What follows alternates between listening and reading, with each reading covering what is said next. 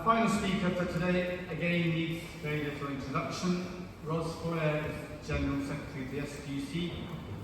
I first met Ros when she supported the SPC Back Workers Committee in 1998. We marched together that year.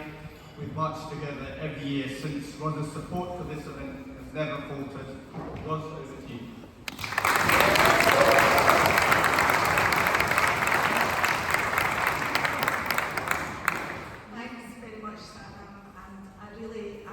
So proud to share a platform with our other speakers today, and I'm proud to have the privilege to address you as we march together for the 40th anniversary of the St Andrew's Day March against racism and fascism.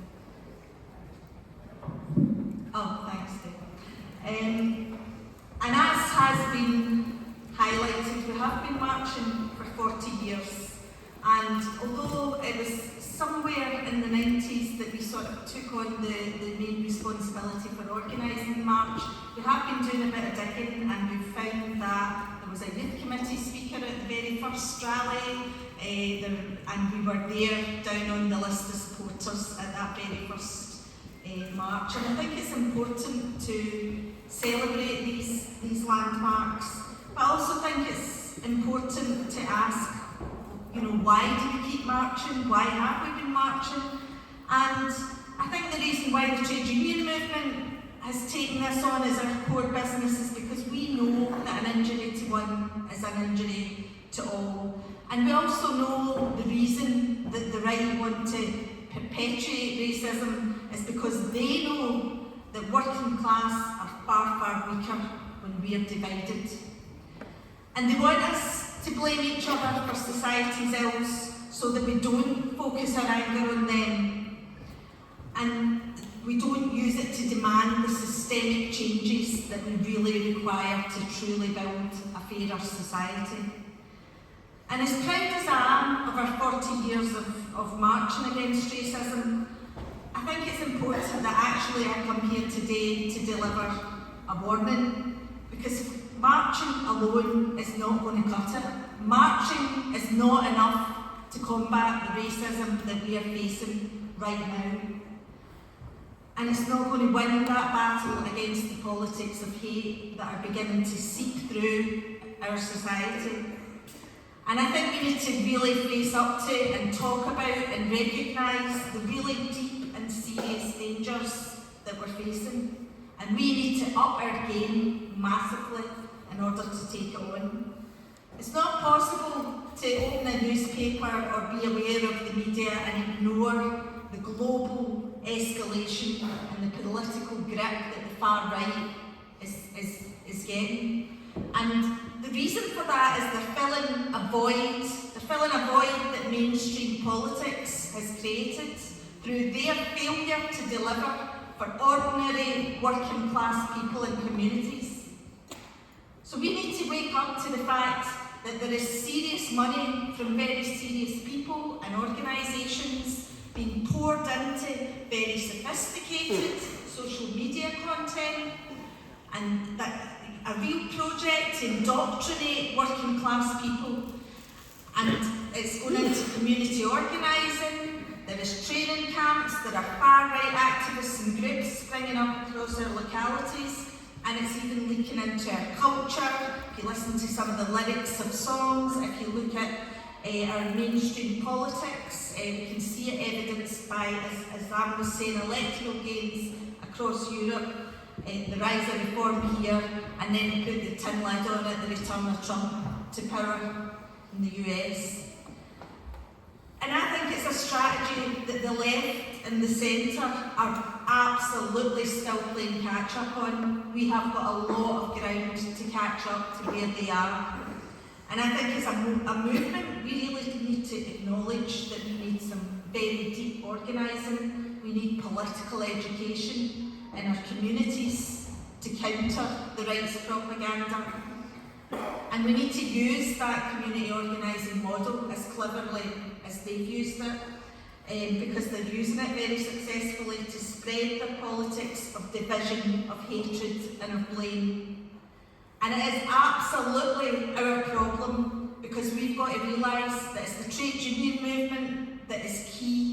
winning that battle for the heart and the soul of the working class, and to channeling the anger that people rightly feel about where our society is going, and to encourage our people to use their power to kick up and demand better, rather than kicking down, dividing ourselves so that the rich and the powerful can continue to extract our wealth and exploit us all.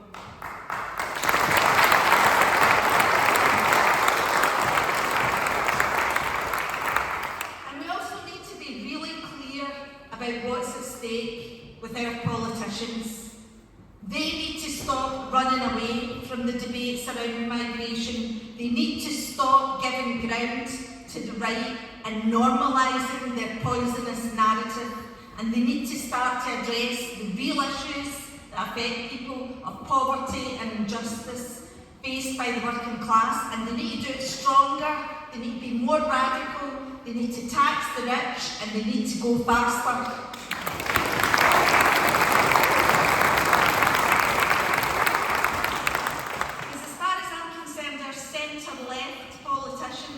In the last chance saloon of public opinion, and if they continue to let people down, then it becomes inevitable that people will look to the far right for answers, and that's a danger that you can see growing every single day.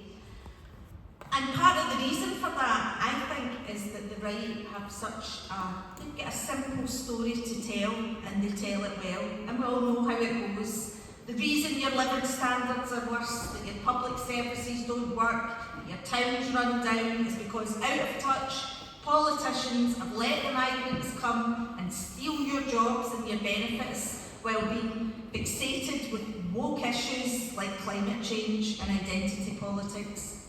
Now, we know this is an utterly false story, and we know it belongs in a moral cesspit.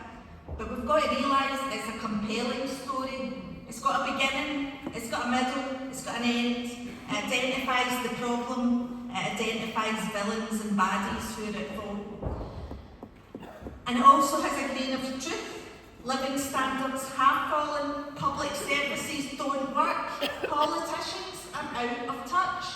So we've got to get better at telling our story, and that's one that is also connected to the material conditions of the working class. But this time we have to identify the real villains of the piece.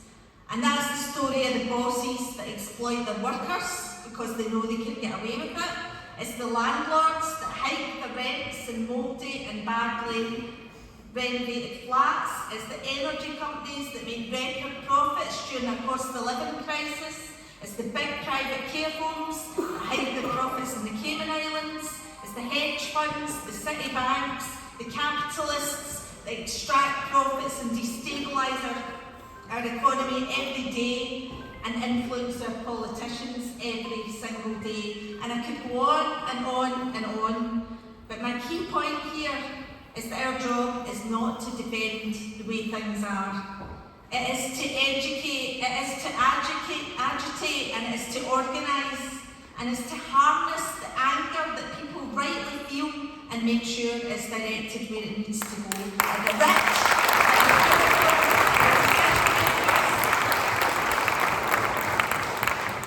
and we know that Scotland, as was said, we know Scotland is not immune from racism. And here in Scotland, our fight against racial injustice calls us to always stand with those who find themselves the victim of hate crimes. It compels us to stand today with the family of Sheikh Bayou, and I would like to welcome them and pay tribute to them.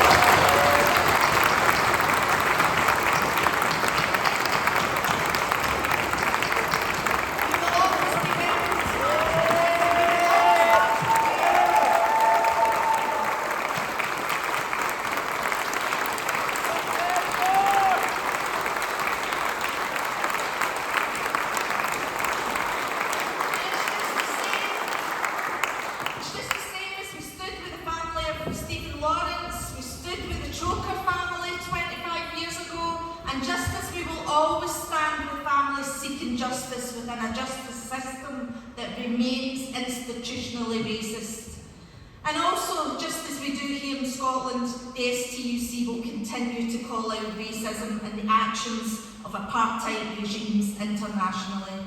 And right now there can be no greater perpetrator of apartheid than the State of Israel. It's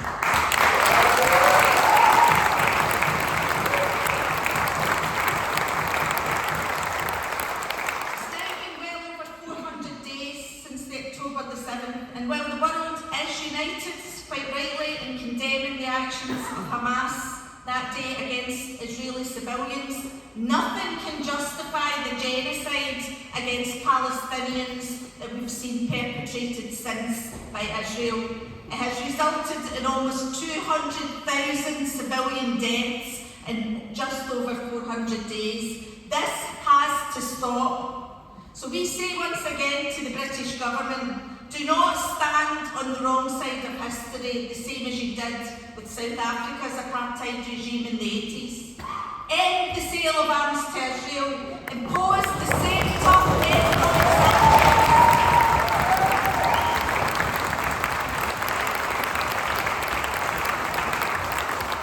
treat them like they treat Russia. And if that war criminal Netanyahu sets one foot in British territory, you must have him arrested and sent to the Hague.